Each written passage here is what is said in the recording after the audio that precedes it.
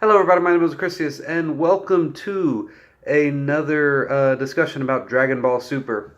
I actually just finished watching the episode. It's like the first time I've watched it the night it came out, and all I can say is, dang, like Universe 6 is taking a hit, and I don't mean that as a pun, but I guess it could be. Um, so hopefully all of y'all have seen the episode by now. This one's not going to be as long as a video because there's not as much to unpack here as there was on the previous two videos. So to start with, let's see.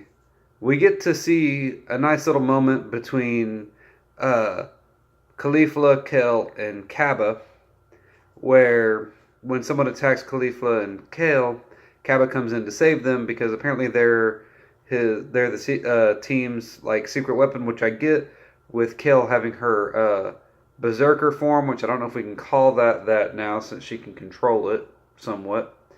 Um, but I guess since Caulifla is stronger than Kaba, I believe, and then Kale has that form, I can see why they would be the secret weapons, and I think they're the only ones left in that universe. Pretty sure they are, which is kind of sad. There's just two Saiyans, or three Saiyans. I jumped a little bit ahead of myself right then. But it took a minute for Caulifla to be able to let Kaba join the fight, which I get. She's a lot like Goku. I think that's why her and Goku have a good rapport, is they're very, very similar. And she didn't want to give up the fight because that's her fight. But he finally did press upon her the importance of him taking the fight so they can save up their stamina. And it was a nice little growing moment. The next moment was between Vegeta and Kaba. This is like the episode of the Saiyans right here. And Kaba was not doing too well in his fight against... I really want to call her like Evil BB-8. Because that's kind of how she looks. But she's a mortal, I guess, not a robot. And her bottom half just kind of gets really big. And she rolls on it like a ball. Which I can see kind of why Kaba was having trouble with it. That's a lot of momentum and speed and mass to contend with. She's kind of a jerk, too. Like, there's not much good... not many good qualities about her that I can see. But, so she actually knocks Kaba off, and Vegeta comes in and saves him, which is kind of awesome. I didn't really expect Vegeta. I know, like, they have a master-student bond, but I didn't really expect Vegeta to do something like that. Like... he's not the type to keep things or put emotion above like his duty or his pride. But I guess it was his Saiyan pride kicking in because he didn't want he didn't like seeing weak Saiyans, and he didn't want to see his student get beat by this Roly chick. So he blasts her away, has a talk with Kaba, and then the coolest thing that probably happened in this episode. After Vegeta left, Kaba went Super Saiyan 2. You could tell because he had the little lightning coming across him, and I knew it was going to happen as soon as I saw like the first little strand of lightning. So we have now on the field two Super Saiyans that can go Super Saiyan God, one that can go Super Saiyan Berserker, and two that can go Super Saiyan Blue. That's a lot of powerhouses in the Saiyan field right there. And I'm really proud of Kaba for having gone Super Saiyan 2. I know he's a bit behind Caulifla because she went earlier, but mad respect to him. And he did beat the opponent, and he beat her pretty spectacularly. Like, me watching that, it felt pretty good to watch him. I know he's not part of Universe 7, but that little talk that him and Kaba had where it was just like, don't worry, I'll resurrect y'all so you can keep your promise. And the Kaba's like, well, if I happen to win, I'll resurrect you too. Man, that was all emotional and gushy, and I liked it. But the fact that Kaba went Super Saiyan 2, especially because a girl called Vegeta, what'd she call him? oh, what was it? A coward.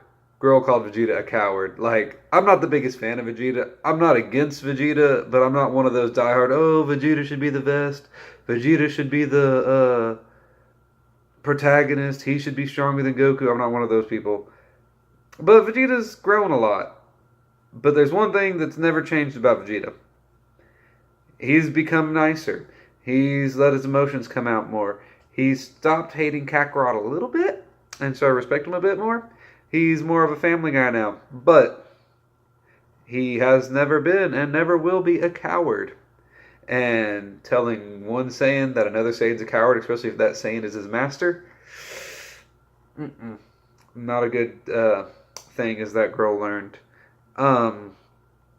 Next, I wanted to talk about a little bit between the Namekian and the Namekian fights.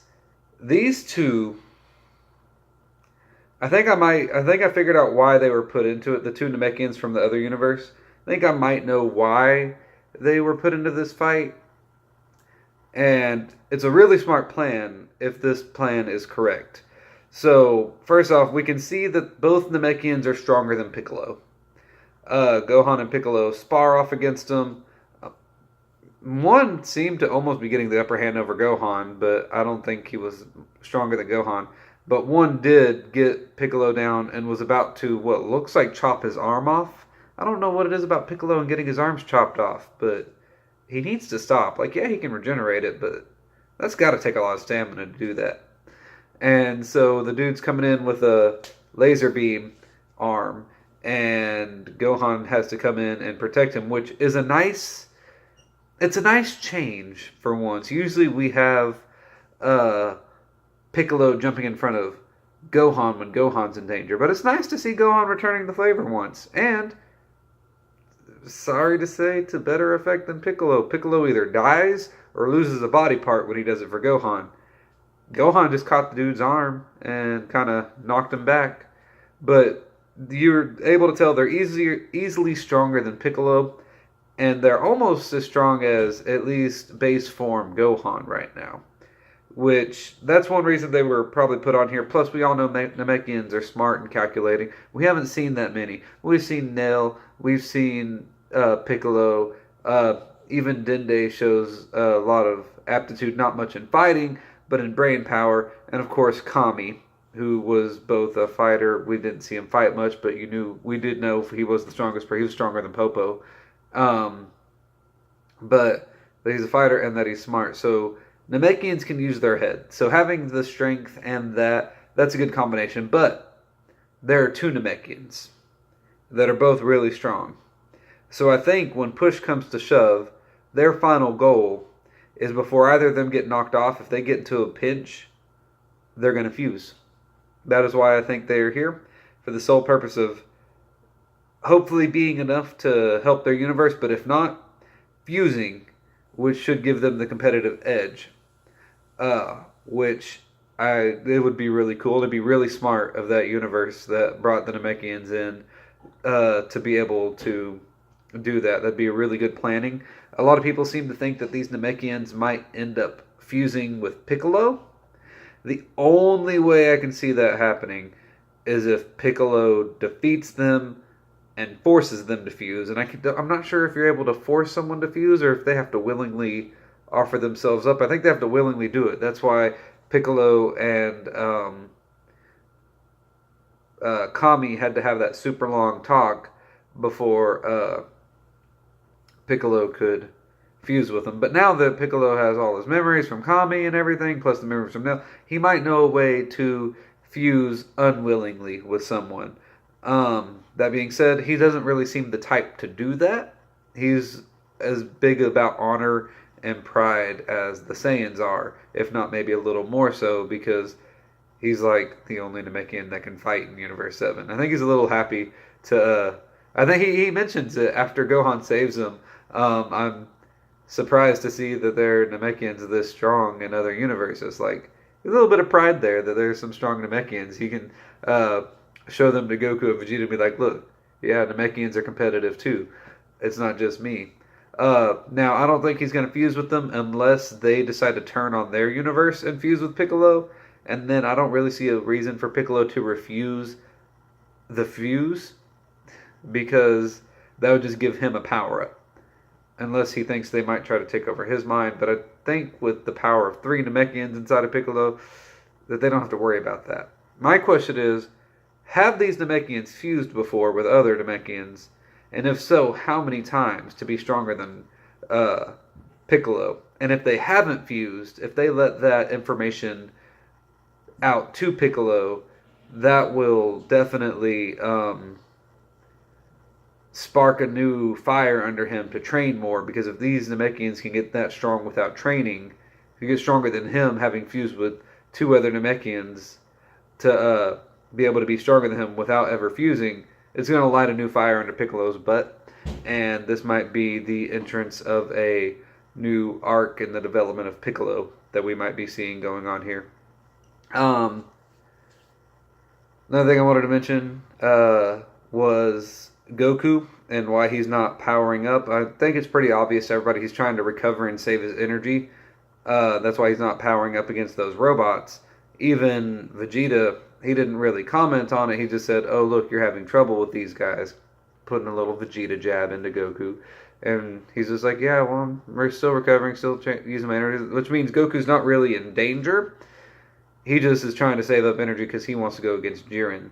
And Vegeta wants to go against Jiren, but right now he's fighting Toppo. And I think Vegeta's making a bit of a mistake, because he called Toppo second fiddle, but Toppo's next in line to be the god of destruction of that universe.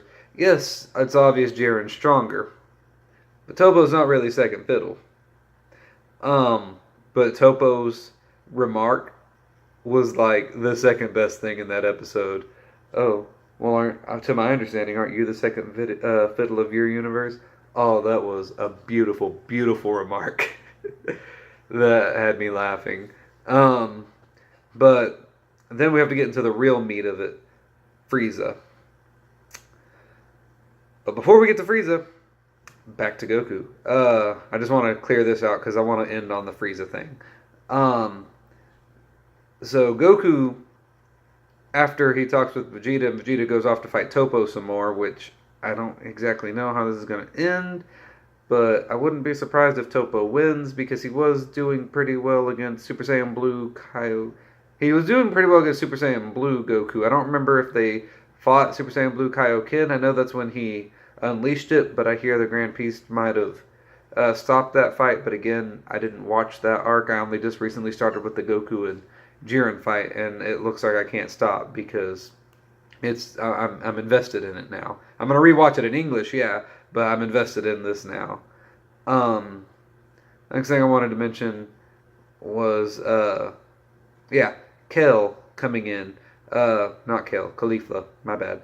Caulifla, with that little bit of time that Kaba gave her, managed to recover all her stamina, and so she went and helped Goku out. She knocked those 3 robots back. Presumably, I think at least one of them went off the edge. The last one she knocked out, but they could have all done it, or none of them could have. But what was I saying? Oh, it's raining. Huh.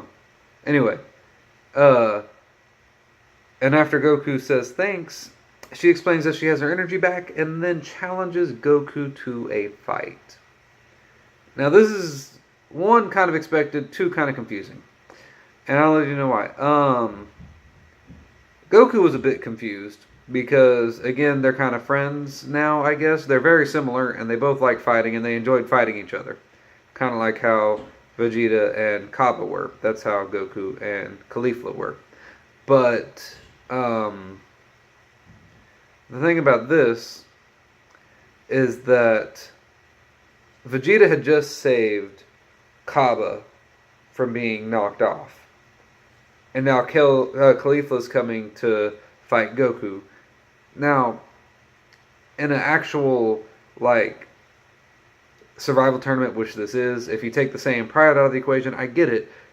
This really strong person from this universe is really weak right now. Go and attack him. That's why those 3 robots were coming after him. But again, she enjoyed fighting Goku. I think she would want to go after him at his full strength, not kind of holding back because he needs to recover his energy. So it doesn't really make sense to me why she is challenging him like this. But it also kind of does make sense because this is her one chance to beat him that she can see because she knows that he's stronger than her. But she did mention earlier in the episode that seeing Goku and Jiren fight like that filled her with a sense of pride and a sense of wonderment at her own potential because she's a Saiyan too. So if one Saiyan can get that strong, then she can get that strong. Plus, she's seen Vegeta, who's gotten almost to that power as well. So I think she's kind of pumped up on herself. Plus, she's mad about something that happened, the Frieza thing. So Frieza watched this little talk that Vegeta and Kaba had. And for anybody that had any notions that Frieza was going to turn good, that Frieza was becoming Goku or Vegeta or both of them's friend or acquaintance or frenemy, if you want to say, any notion of that gets dispelled really quick. Because after Vegeta leaves and Kaba wins his fight, Frieza makes a remark saying that she really can't stand the bond between a master and a student. Kind of because it's a yucky little sticky warm feeling thing that Frieza doesn't really have much of. It's called like heart and emotion. Yeah, Frieza doesn't have much of that. Frieza's one of my favorite villains, though really it goes Cell, then Cooler, then Frieza. I know a lot of people, Frieza's their favorite, but it goes Cell, Cooler, Frieza for me. I really would have preferred Cell in the tournament, but Frieza's making a good addition. I'm not saying that he's not. Like, Frieza's put some work in, and I'm kind of glad they did put him in because they've been writing a very interesting style around him. But I would have liked Cell better just because I like Cell more. But it does make sense now why they put Frieza in it. But after his rousing victory, Frieza goes up to him in final form Frieza mode, which I think he only stays in his final form. Now, I haven't seen him go into his first form, like, ever, I think. He might have... Yeah, he was in his first form during Resurrection F for a minute. That's about it, if I remember right. After that, he just stays in final form. I guess kind of like how Goku and Gohan were staying in their Super Saiyan form after training in the Hyperbolic Time Chamber. But he walks up to Kaba and he's like, "Oh, you look strong. I'd like you to fight me." And Kaba knows Frost. Frost is from the same universe as Kaba, which means he knows kind of how Frieza is. So he's completely up for this fight. Kaba is a warrior for justice. The Saiyans in Universe 6, they're more like a universal police force than a universal planet-stealing force like they are in Universe 7. So, given the chance to fight someone like Frieza, who's as cold and calculating and whatnot as Frost, of course he's going to fight him. He's not really happy about it. More of a resolute kind of fight. Because, yeah, even though he's from the same universe as his master, Vegeta, he has no illusions that Vegeta and Frieza are friends. He has no illusions that Frieza is his friend. So he goes off, starting punching, and Frieza's just toying with him, blocking all of his hits. And he just waylays him and punches him into a rock, which is bad enough.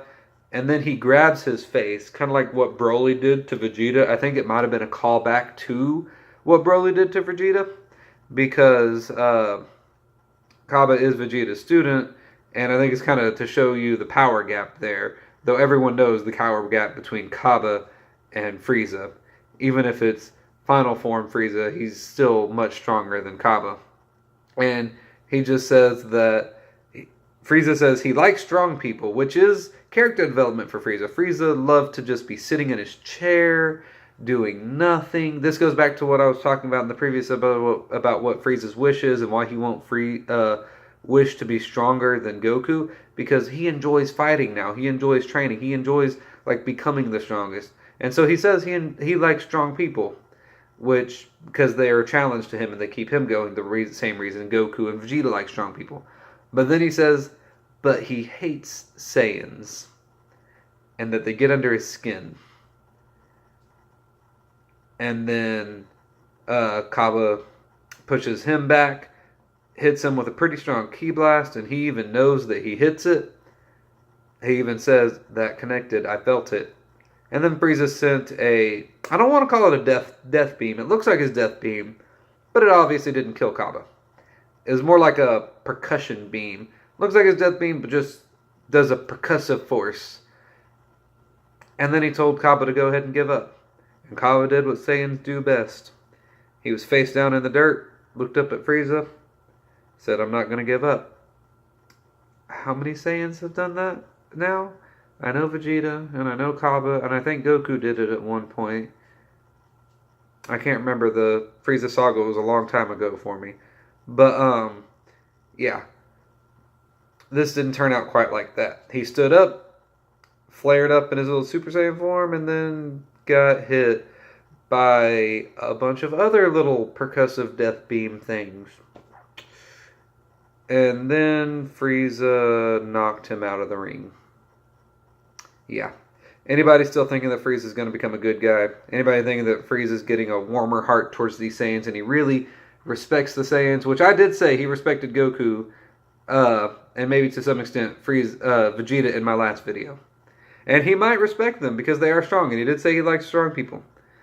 But he does not like Saiyans, so he will not become their friend. He will use them, as he's planning on using the gods. That's what his wish is, to control the gods. I still think he might wish for his own universe, but he can get his own universe if he controls the gods. But I guess controlling all the universes is better than controlling one universe. So he might just wish to have dominion over all the gods, which is possible.